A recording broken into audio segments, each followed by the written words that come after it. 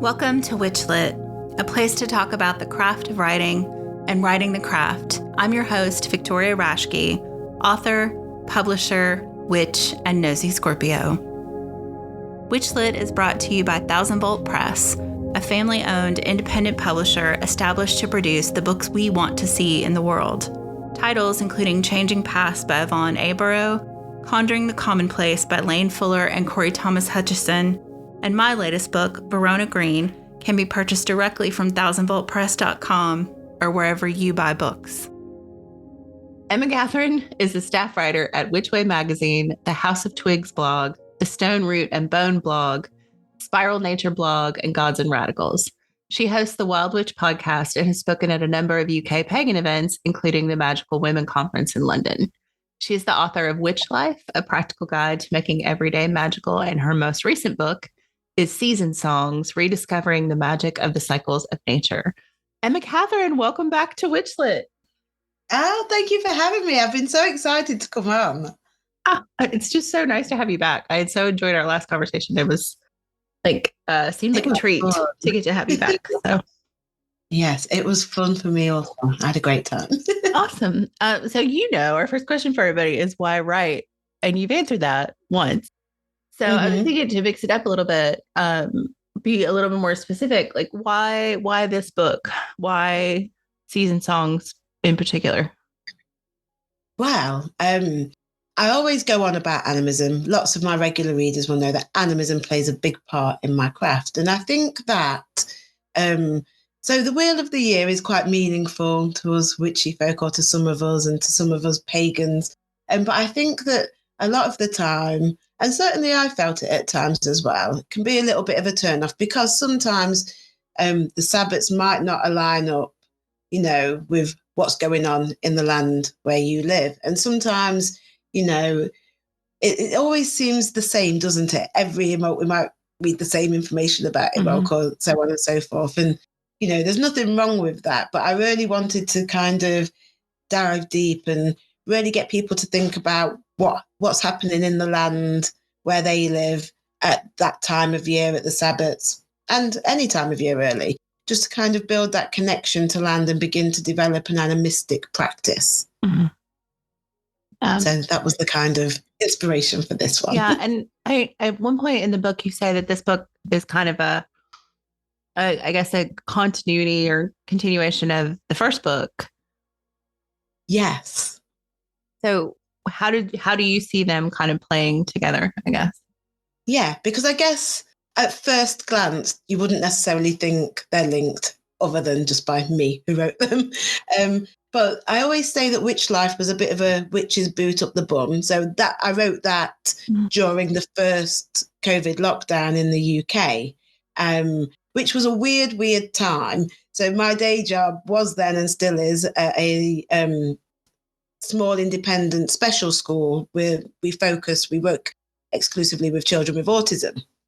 And so I was working at home at the time. A lot of them, a lot of pupils had vulnerable needs, and, we have to make sure we're protecting people. So I was working at home, which was kind of weird anyway. So it meant that my schedule was quite flexible, other than when I was having online lessons, which was, it was just a weird time for everyone, I think. And I think it was easy to kind of feel lost. I certainly felt like I was stuck in a rut. I was letting my practice kind of not fall to the wayside, but perhaps I was becoming a bit lax. So Witch Life was kind of a boost to get back into the practical nature of things, which I think is important. And I've kind of done it the other way round. Although there's lots of exercises in Season Songs, I guess there's more of a theory behind it as well, and an explanation about why some of those spells and rituals might work.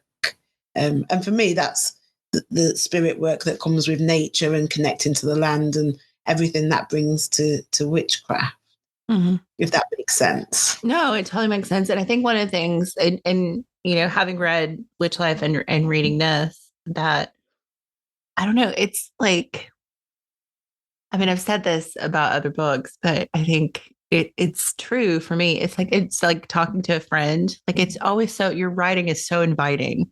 Like, it's never like you should with a finger wag attached, it's always like, have you thought about this? And the way you describe in this book, especially like your own connection to where you live and the land that you know, interact with regularly and how the seasons change. And just those descriptions are so beautiful. And it was just like, you know, like a warm bath and a cup of tea to read. Oh, I love that. Oh, I love that so much. So, Yeah. but I think, you know, one of the things I think is interesting, like, especially you talk about when you wrote the first book. So did this feel different, right? Because you weren't in that like weird space we were in, you know, at the beginning of the pandemic. Was this book different, right? Yes, I think it absolutely was. Um, for me, you know, I think what I always say was important for me in my practice, and it goes back to reading. So I like reading. Like my degree is in English literature, so I am a glorified book nerd. You know, I like to read all of the classics. I like to read the weird and the wonderful and the obscure and the mainstream. You know, and I think that's across all genres and all kind of non-fiction / fiction, including witchy books and pagan books. But I think sometimes when you have a really difficult text that's trying to explain quite complex ideas, I think it's fine if somebody has you know, an academic kind of background and is able to kind of unpick the language. But I think for a book that aims to just kind of get people to think about the land where they live and their connection to it, I really wanted it to be accessible to people. And I really wanted people to feel like, you know, it's like coming back home to a friend, you know. So there's lots of like recollections in there from key moments where like things have happened in my own life and my own practice that have been so meaningful and had such a profound impact. And I think I really wanted to get people to consider, you know, their own experiences.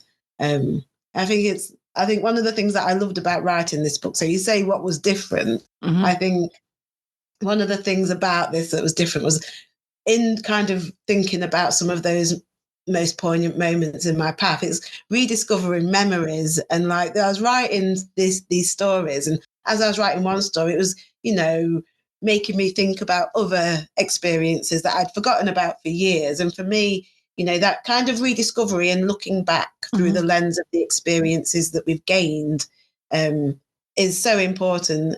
I think we do it all the time when in teaching, you know, we're always getting the kids to think about what's going on, try the thing, then come back and think about it some more, and then go away and try it again, because it's always that layering and building up. And I think it's the same for everyone in all kind of aspects of life. And I think it's the same with witchcraft. So, you know, is it a bit corny to say it's like a spiral and we're always going around and looking at things through the lens of our experiences and all of that stuff? Do you know what I mean? Yeah, no, that totally makes sense. And I think there's even an exercise in the book, right, where you have people kind of do that, like purposely think about forgotten memories or like when you first started practicing, like, which I thought was really interesting. Cause I do think, you know, especially when when you've been practicing for a long time, we evolve. And so many of us kind of came through, you know, this very Wiccan influence door where we might not be now. And I was just thinking about what that would mean to like, you know, revisit some of those early. I was just fascinated with the idea of revisiting some of those things I did early as a new witch, I guess. Yeah, I think definitely, because there's been times in my practice, and I think, I don't know, maybe it's a younger witch thing or an inexperienced thing where, I don't know, maybe it was just me. When I was younger, I was certainly, no, I don't like this, so I'm not going to listen to any of it. And I'm going to, but then as I've matured and maybe learned some more and I've come back and I've learned to kind of decipher what makes sense to me and what doesn't, you know, things that before I'd written off have kind of taken on new meaning. So I think it is important. Sometimes it doesn't, you know, but I think either way, it's a good practice and kind of reaffirms where you are. And, you know, I think it's important to kind of keep doing that so we're not stagnating. Was there something that you revisited like in the course of writing the book that really stands out, that really like you're like, oh, I forgot about that and I want to bring this back? Yes. So in the book, there's like lots of different things, and I talk about lots of different moments, and I think they all share an aspect of they're quite mundane in that everybody will have experienced something similar or can, think of something similar in their own experiences. So there's that aspect to it. But I was writing about, in the very beginning, I'm writing about, going to the woods with my mum. And as I've written that, it's made me think of something else, which I also include in the book. So when I was in primary school, I don't know what you guys call it in the States, but I was probably around 7, maybe 8 years old. And the teacher at the time, she was like one of my favourite teachers. And she had a beautiful house, and you wouldn't do it nowadays because of all the red tape, and it'd be quite weird. But she took all of her class to her house for a teddy bear's picnic, and it was I can remember it just looked like an ordinary street, and it was probably like what we would call a townhouse now, just very ordinary. And we all went in through the house, but then when we stepped into her back garden, it was like huge. I was like so surprised. I couldn't believe that it was that big, because it just seemed like a normal street. So instantly, in my mind, I was thinking, because my favourite film as a kid was The Secret Garden. So instantly it made me think of that and all the experiences that went on there. So when I was writing the book, that was one moment. But then like it's like steamroll. So, and I think that's the beautiful thing. And then I'm thinking about things that happened with my sisters and, all kinds of stuff with friends. And it's quite beautiful to look back on that. And in a way, it's good just for the experience of doing that. But I think also it allows us to explore ourselves a little bit more, and maybe get a little bit of understanding into our triggers and kind of anxieties or things we enjoy. Mm-hmm. Well, and it was one of the things about it for me, like also having grown up in the country, kind of in a rural setting, and spent, as a kid, especially like during the summer, like your parents would just throw you out the door in the morning and like, don't go to the lake by yourself. And if you hear the whistle, come home and, be back before dark, that kind of thing, which doesn't really happen much anymore, I don't think. No.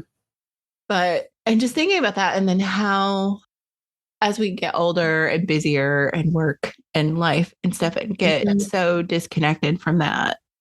Yeah. Especially, like I've mostly lived in the city and just like that disconnect. And, for me, at least, because we had, vulnerable people to protect, COVID was such a barrier to being out in the world in a lot of ways.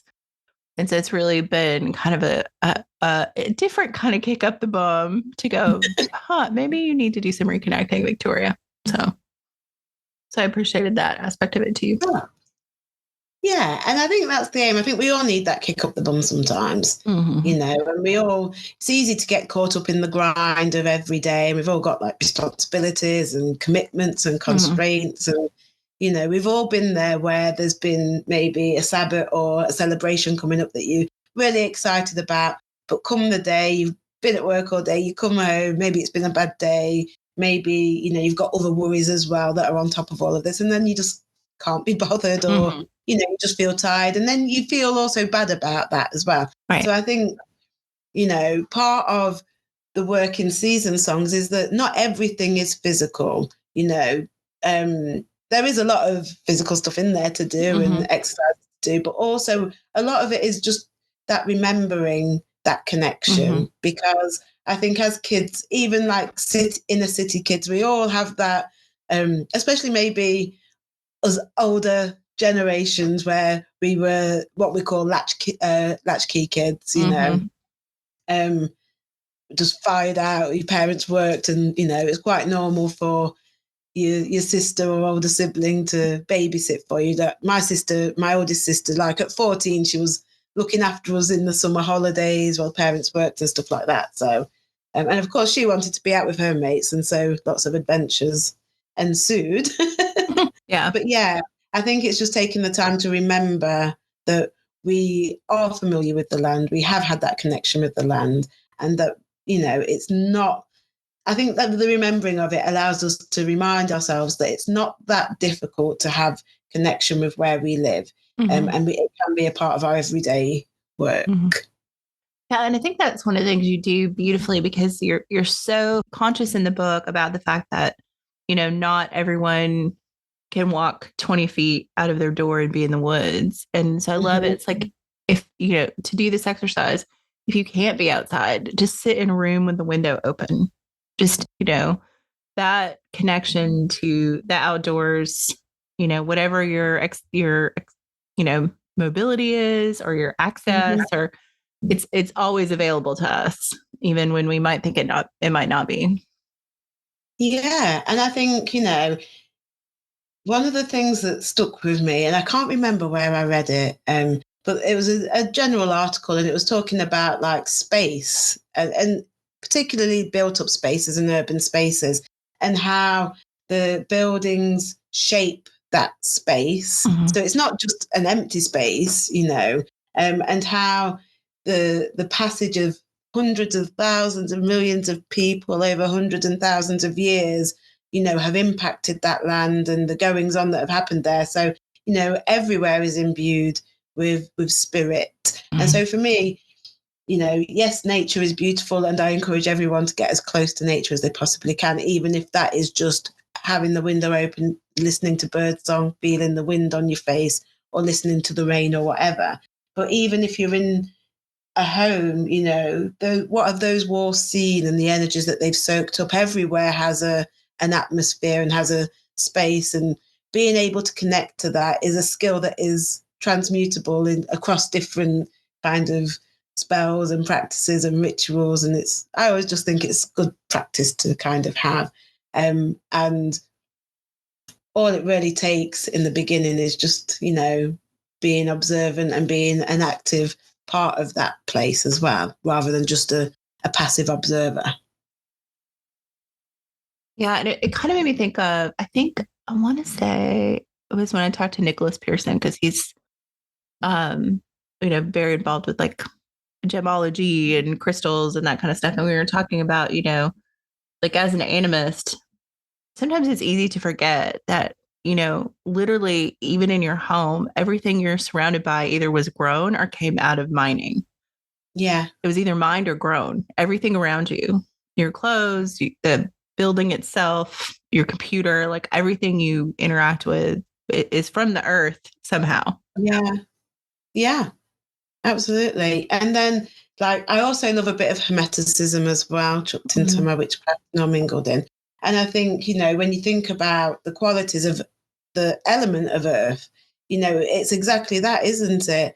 And one of the things I like to do is when I'm maybe beginning ritual or even just as a grounding exercise is to, really consider what the elements embody and how that relates to my everyday life. And, in terms of the land, it's everything, isn't it? Everything is made up of the elements and in various mixations and what have you. So, yeah, I think it's, once you begin to scratch beneath the surface of animism, you realize that actually it's more than just, the buzzword of the moment. And it can add so much meaning in so many different ways to your witchcraft practice.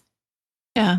No, I like that. And I just like the idea of like the kind of, I guess, pairing animism with mindfulness about that, like it just in like how we care for things. And like even in my writing, like the tools that I use to do that and just thinking about those things kind of in those hermetic and animistic ways also changes how you interact with things. Yeah. Or can. Yeah. And I always think, when like you do a ritual and even if it's a big one or a small one and you have all your items there, all the items mean something, don't they? You have them there because they're meaningful to you. And I think it's the same in the land around us, So once we get to recognize the land around us as something that is familiar, whether that's, urban settings or countryside or what have you, being able to kind of identify those ritual elements in your everyday life really transforms how you see the mundane, I always think like between all of the spheres of being, whatever you want to call them, they're not like firm barriers, but they all bleed and intermingle at those edges. And I think being able to kind of work with those energies is something that I hope comes across in the book. Yeah, no, I think so. And like I said, it's such an inviting read to really, it's like, yes, you might have drifted, but I'm not going to scold you. I'm going to invite you back to look at these things.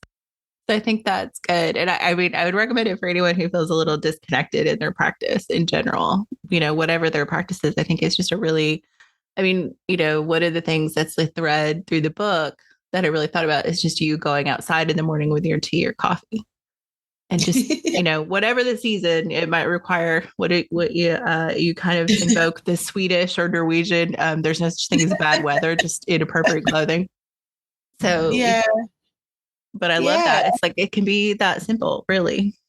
Yeah, absolutely. For me, it's about making it accessible, because we've all done it before where we feel like, oh no, we've missed the set date or, the particular thing. So I best wait for the next one.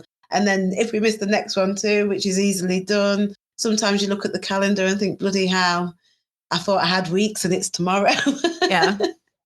Because time just seems to slip away. So I think getting used to the idea that things don't have to always be massive, and it can be as simple as being present in that moment and being an active part of the landscape. I think trouble is nowadays we've come to see ourselves as being separate from the land. Right. Even for people who do live in the countryside, they don't necessarily see it in the same way as an animist might. They just got a nice setting they live in. They might just think, but I think really once you begin to see the land in that more personal and familiar way, I just think it kind of helps you see the magic in the everyday. And for me, that helps to make it accessible. Yeah. And I think, one of the things that, like, the wheel of the year and this idea of cycles, I think sometimes we get very rigid about that. Like this idea of like, it has to happen on this day. I have to do it at this time. And I've really kind of embraced the idea of the season tide. Like, and we talk about that around Christmas, like our Yuletide, but it really applies to all of them. It actually does. And I think we kind of forget that. It's like, as we're recording this, Imolka's just happened. Yes. And I was like, well, I can't do the stuff I want to do on the day, but the weekend is right here. Yeah. And so like, I will do that stuff this weekend. And I think, it's easy to kind of beat ourselves up almost about being a bad witch or being a bad pagan. And I don't think we have to put that pressure on ourselves. I think it's a lot more fluid. It absolutely is. It always cracks me up on social media around these times because, I will celebrate the whole season because I think, why not? But like, and I get that being rigid with dates, so having a set date makes it easier for some people because then they can plan it and they know it's coming and it makes it easier for you. Great. It always cracks me up when like you always get the precise astrological gang online. You're like, today's the actual Samhain, so bless it, and I just think all of that adds to the pressure. And really, it is a tide. The energies that have been occurring before Imolc and now and during Imolc, they haven't just all of a sudden disappeared because the days passed and it's still there, all happening underground. You can feel it beginning to grow and maybe shift. And like we've had about 5 named storms in the space of about 3 weeks here in the UK. And I just think that's indicative of that transforming energy at this time. So yes, I'm a big fan of celebrating when you can and how you can. And, I think that is what makes witchcraft at the end of the day and not a dogmatic religion. Right. Yeah. We don't have to be at church at 9 a.m. on Sunday every day. Absolutely. So yeah, like I think that is one of the big differences. And one of the things I appreciate about it is that there is some flexibility to it. And we all kind of make it our own.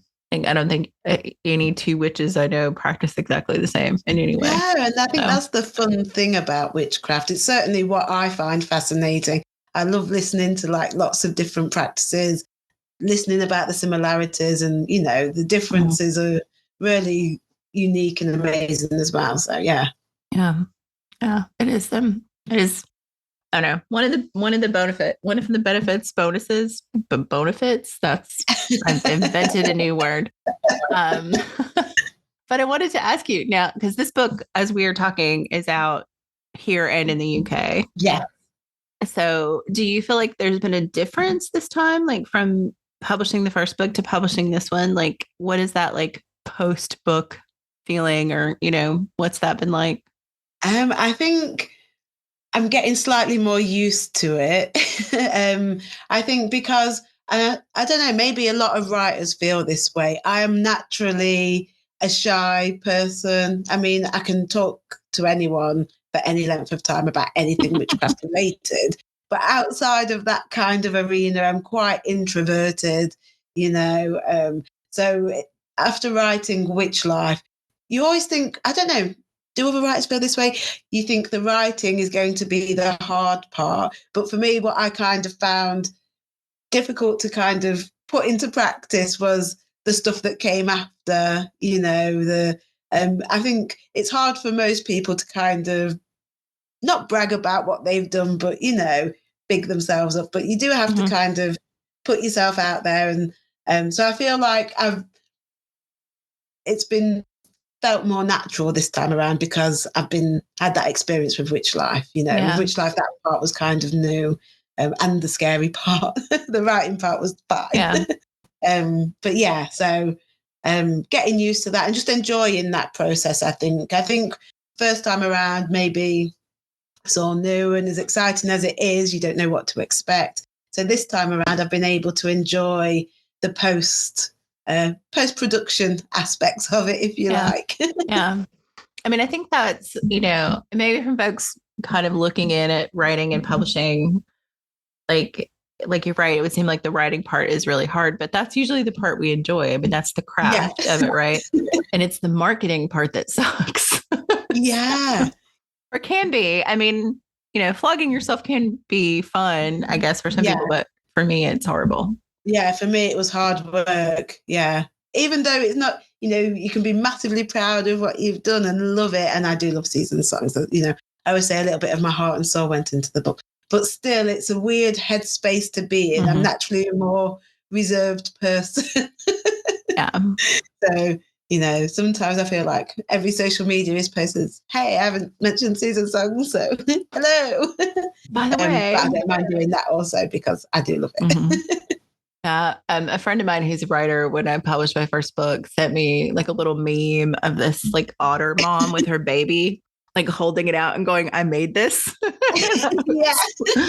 And I was like, yeah, okay, that's how I need to approach this. Like that. Yeah. Yeah. Definitely. Like, okay.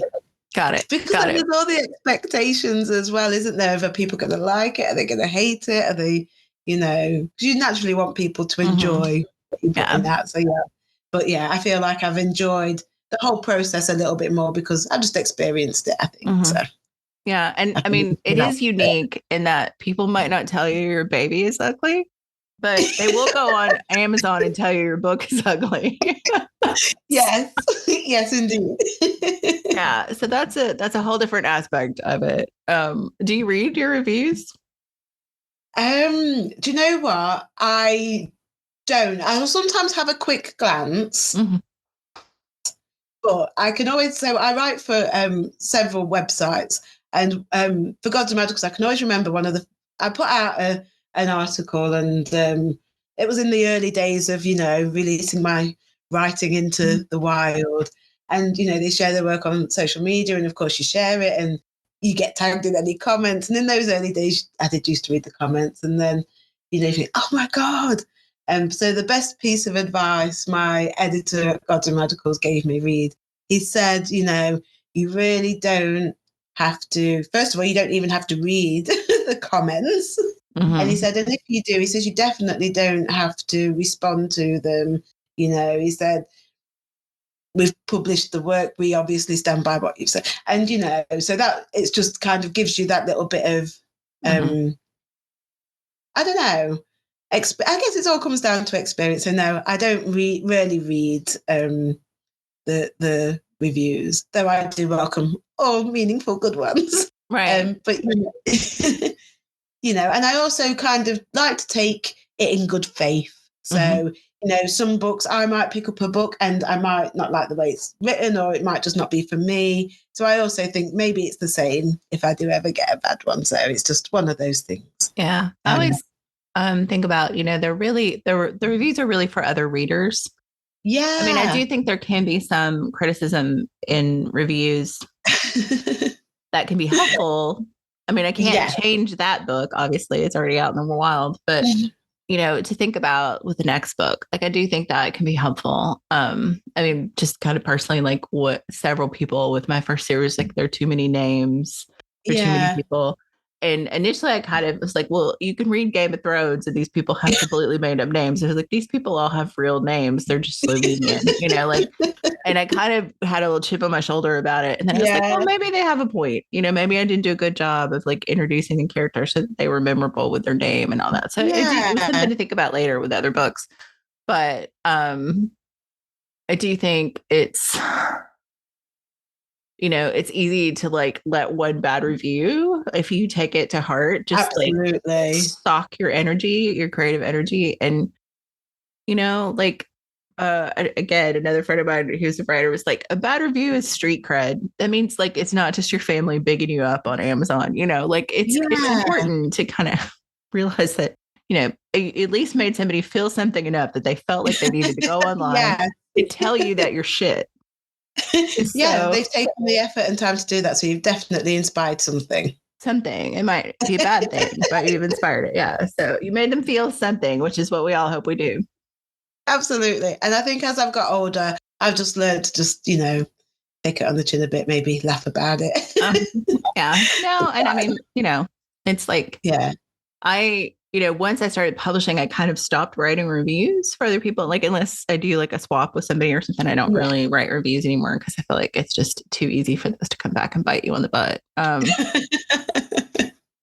So, but it's interesting to me, like the things that people latch onto, like when you read a review and you're like, I don't even remember writing that. It's like, did you read my book? Are you talking about my book? Like, I don't remember that at all. I think, like, you know, we have to remember that how we interact with anything is shaped by our own experiences, and it might be it's just not for some people, and maybe they just have, you know, it is what it is. But it's certainly an experience that you kind of have to get used to. I think it's so surreal having to, you know, listen or read other people's opinions of something that is probably quite, you know, precious to you. It's just a weird headspace to have to get used to. It's a bit like stepping into the boxing ring. You know, it's weird. It's not something you normally have to do in life. So well, I mean, and you know, that's like from blogging and like if you know are brave enough to have an opinion online, somebody's going to have something to say about it. Yeah, absolutely. Yeah. I won't say the rather vulgar saying about opinions, but I'm thinking it. Everybody has one. They're like a certain body part. I shall say no more. Yes. Do you find that like your blogging is really different than like writing longer form books? Yes, I think because when people are, you know, I feel like you invest more in a book, not only financially in purchasing the book, but, you know, you're kind of investing the time it takes to read the book and the energy it takes to read the book. You know, you're investing in what that person is saying, you know, and especially, you know, if you're trying a new author, maybe someone you've not tried before, it is always a bit of a risk because you think, what if I don't like their style, or what if it's just not for me? Or so I do feel there is a difference in that writing. So I don't know. Yeah, there's definitely a difference, but it's kind of, I still feel like creatively deep down at heart, they're still kind of your babies, whether they're ugly or not. They're all beautiful to their mamas. That's right. Totally. So what's the plan? What's on the docket for you now, writing wise? What are you just taking a breather or? Kind of, well, I always say that, but then, I'm the kind of person that when we sit down of an evening, and like I say, like my children are growing up now and they're all doing their own things, and so of an evening, even if we're just sat down and, the TV's on and it's just downtime, I find myself just having a notebook to hand. And so there's always some form of writing going on. So, there's the regular blogs that I write for on my own website. And, beginnings of new books, kind of, you find your mind always turning up new ideas, and sometimes you can't help but prod a few of them and see what happens. So yeah. Always percolating. My favorite is when you get a great new idea in the middle of a giant project that you're trying to finish. Yeah, I love that. Like you have to wait. You have to wait in line. Yes. So sometimes, like, I have random notebooks everywhere. I'm probably like a bit of a notebook hoarder, but they're just so useful because I find, have you ever done it before where you think, oh, that idea is fantastic, I'm never going to forget that. Lo and behold, 5 hours later, you think, oh no, what was it? What was that? Yeah. If you're lucky, it comes back. And so I'm a big fan of just like jotting down random words. It might be an idea, it might just be a phrase that kind of just pops up and you think, oh, that's good, yeah. I am. I should post this online at some point. I have a different notebook for lots of different things. Yes. And so on the left side of my desk right now, there's a stack of like books and notebooks that always looks like it's about to fall over. And I always think of it like that's what my brain looks like. It's just externalized. I like to call it organized chaos. I too am a owner of said piles of leaning piles of books. Yeah, I mean, between like doing research for books and reading for the podcast and just reading for myself, and it's funny to be like, I have to read a lot for the podcast because my goal when I started the podcast was I would read the most recent book by everybody who was on, which when you do a podcast a week, that's a lot of reading. And which is great, but also time consuming and hard work, I guess. Yeah. So it's a lot of reading. And then I also am like 3 book clubs, like a person who clearly does not think about their time in any way, shape, or form. And I'm trying to write 2 books at the same time. And I'm like, what is going on in my brain? So, I love it. Yeah. I love it. Organized chaos. Yeah. But I thought, there's always that thing. If you want something done, give it to a busy person. Yeah. And I think there's some truth to it. Like once you get to that level of like busyness, you just kind of do it, which is really frustrating because I've been down with COVID for like 3 weeks and I was slow. It was just hard to focus to read. Like I didn't realize how much it was impacting my brain. Yeah. Like, it's been really hard to focus to read. I know, because at the time when I had COVID, it was kind of in the, it was at the time where you like work could not give you enough time off, which was great. And so as a reader, sometimes when you're ill off work and you think I'm ill, but maybe I can read a book or flick through a magazine or even just watch a couple of episodes of a series. I think with COVID, I couldn't even be bothered to do any of that. And it's all the stuff like that I find quite relaxing anyway. So it's really tough with COVID. So bless you. Yeah, I had a hard time just like following things. So literally the first week when I was just miserable, I watched 2 old seasons of Great British Bake Off Professionals on Netflix because I didn't have to really follow anything. I could just watch people bake. I was like, I have like 10 books to read. What am I doing? But I just couldn't. I couldn't even follow an audiobook very well because my brain would just like trail off or something. So yeah, it's a weird thing. Oh, but on the up. So that's good. Good. It does mean we started our season late. So you and I are talking, like I said, in bulk, and this will come out in May. But we have a little backlog because of that, because we were all down. It's bad when you live with your editor and he also has COVID. So, oh dear. Oh no. But you're doing podcasts too. Yes, Wild Witch podcast. They're not very long. My idea with them, I love all kinds of podcasts, but I find myself sometimes I don't always have a lot of time to be able to listen to a long one at length. So sometimes I just like little short, sharp ones that are quite informative. So that's kind of what I'm aiming at, most of them, I don't think any episode's really longer than half an hour. Sometimes I have guests, sometimes I'll talk about a particular theme. Sometimes it's just things that have been coming up a lot or, but yeah, the idea is that you can listen to them on your way to work or while you're hoovering up or washing up or, it's just, sometimes you just get a bit bored listening to music, don't you? When you're doing your household tasks and stuff or anything. A little more engagement. Yeah. So, yeah. I enjoy your podcast. It's just pleasant to listen to you talk. You have a lovely voice. Oh, thank you. So I do enjoy it. And I highly recommend it to other folks. Is the downside though, when you realize when you write and you make a podcast, you don't always have time to listen to other people's podcasts.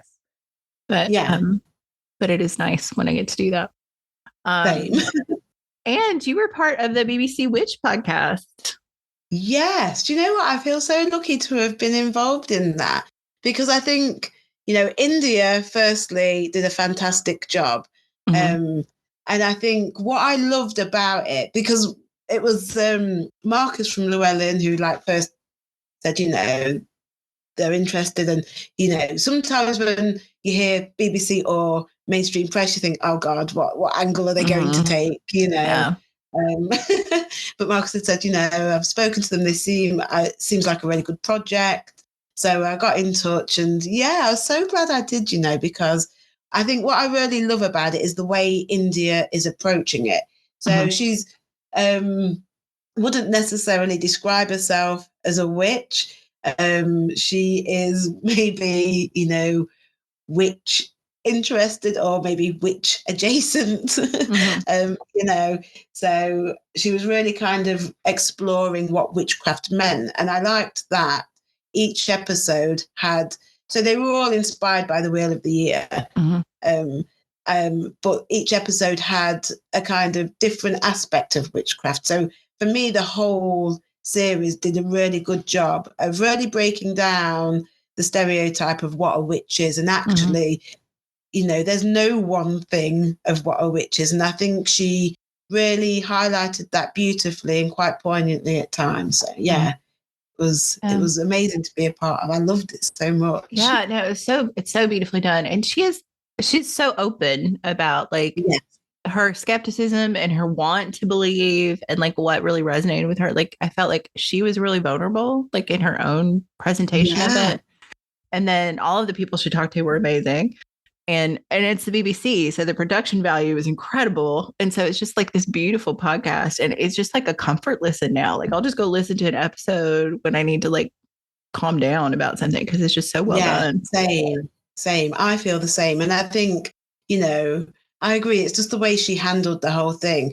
Because, she came to my house from London, which I know when people necessarily from outside of the UK think of the UK, they automatically think of London. But London's about a 3-4 hour, maybe 3-hour car drive away, or a long train journey with multiple stops maybe, or there might be a direct ride. But so she came to my house, and it's always weird inviting strangers into your house, but straight away, her and Tatum, who was the technical person, Tatum was a witch herself anyway. So, already that kind of, it was almost like welcoming, a sister of the art into your home. So it was really meaningful. We made spirit bottles, and we had chats about lots of different things. So it was just a really lovely kind of, it was almost like we weren't recording anything at all, and we were just friends having a chat, and we had a fire in the garden, and it was lovely. Yeah. Oh, that's wonderful. Yeah. No, it showed in the production. I thought that she just seemed very easy to talk to, and like you said, witch curious, maybe, I guess. Yeah. So. Awesome. And speaking of talking to friends, I feel like I could talk to you for days. And Same. unfortunately, we do try to keep it to an hour. Although I think Marshall from Southern Bramble, who's written his own book, had a thing on social media recently about, I don't know why people want shorter podcasts. Like, I love podcasts that are 3 or 4 hours. And I'm like, I love them, but I can't listen to them in one sitting. Yeah. Yeah, the eternal problem of time. Yeah, it's like I love when people get that deep and nerdy, but also like I listen to them often before I go to bed at night, and I can't listen to a 4-hour podcast or unless I'm up till 2 a.m. So, which does happen. I'm not saying it doesn't happen, but it shouldn't happen on the regular. So, in light of that, like I said, this will come out in May. So, do you want to tell people what you're up to and where they can find you and where they can find the books and all that good stuff?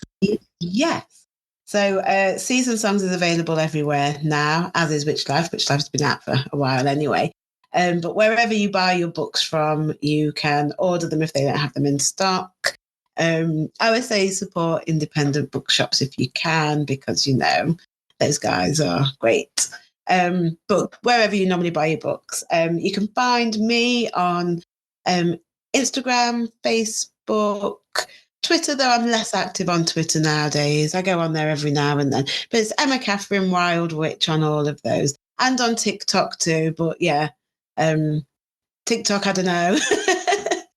We'll see. Yeah. It's fun to watch. It is fun to watch. It's kind of its own time suck. Yeah, I'll have links in the show notes where people can get to this a little easier. And then, so to take us out, I will play our little game of chance. And you've done this before, so you know. I know, I do enjoy it. So for new listeners, if you're new this first episode you listen to, I am going to roll a die.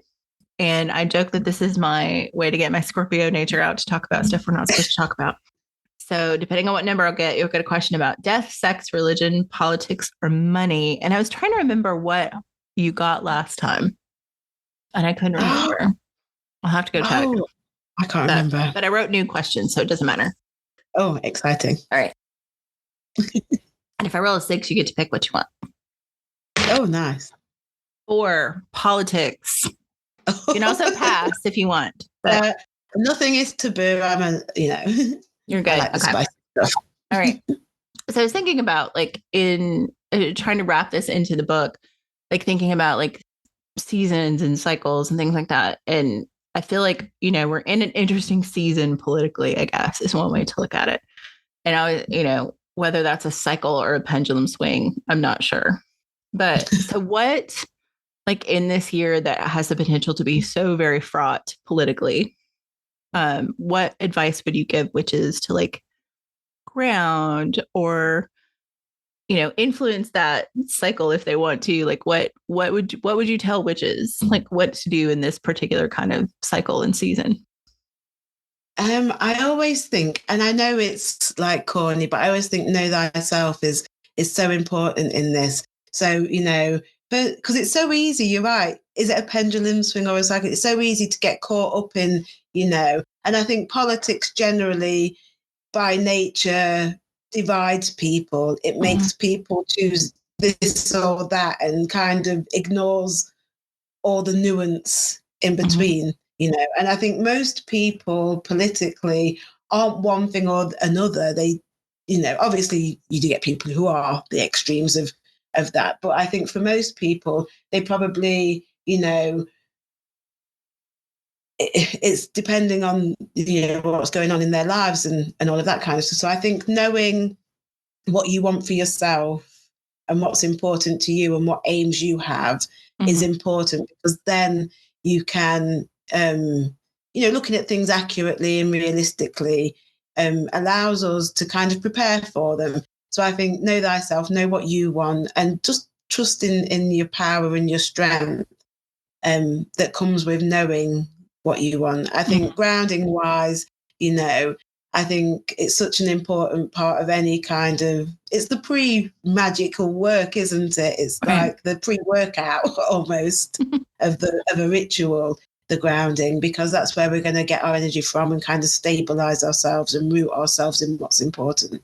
So I think for me, going outside, connecting with where we live, recognizing the magic in the mundane, in that moment of being present, I think allows us to put things into perspective, and things that might have seemed, massively worrying. It's not that they disappear, but I feel like by taking that time to connect to the bigger things in life, it allows us to kind of put these things into perspective and realize that actually we do have the power to affect maybe not the massive outcomes, but there are always things we can do. And I always think if people do want to help in any way, I always think looking to where we can help in our local communities is a great thing. I always think mutual aid and solidarity starts in the very street where we live. And I always think just connecting with the land also means connecting with other people who live there as well. They are also beings of that land, whether they feel that connection or not. So I think those things are important for me, community and just knowing thyself and what we want for ourselves. Oh, that's lovely and perfect, I think. Because I do think this year has the potential, at least, it's not just the States that has elections this year. There's elections all over the world this year. And it's just a weird. I always say people are not their governments, and, the things that go on politically aren't necessarily mirrored in the real lives of everyday people. So, yeah. Yeah. Oh, boy, is that true? Yeah. Like, we are not our governments. Yeah. And I think, I know that's probably a good reminder for some people right now. Maybe not our listeners in particular. I want to think you all are beautiful and perfect. Yeah. But yeah, I do think people sometimes conflate those things in a way that's not good for anybody. Yeah. Yeah. Sometimes we all just need to go and stand barefoot in the grass and just remind ourselves of what is. Yeah. Yeah. No, very true. Oh, Emma, thank you so much. This has been a treat and lovely to talk with you. And I'm excited for whatever comes next.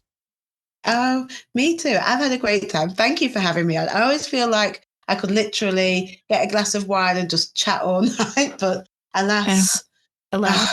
Yes. Constraints. Yes.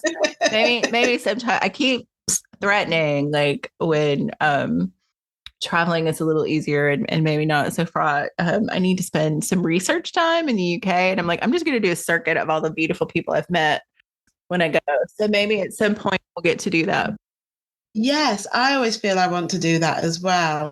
Like, wouldn't it be amazing? Like, I'm gonna put that out in the universe that it will happen in the next couple of years, and we will get to just talk into the night with a glass of wine. Sounds perfect. Yes, perfect. All right, take care. Bye. WitchLit is a production of 1000 Volt Press and is edited by Julian Rashke. Our intro music is Cosmic Glow by Andrew Kay, and our outro music is Voices by Alexander Shenekar. Transcripts and all our previous episodes are available at witchlitpod.com, and you can follow us on Instagram and Threads at witchlitpod. Please help other witches find us by leaving a rating or review wherever you listen to podcasts.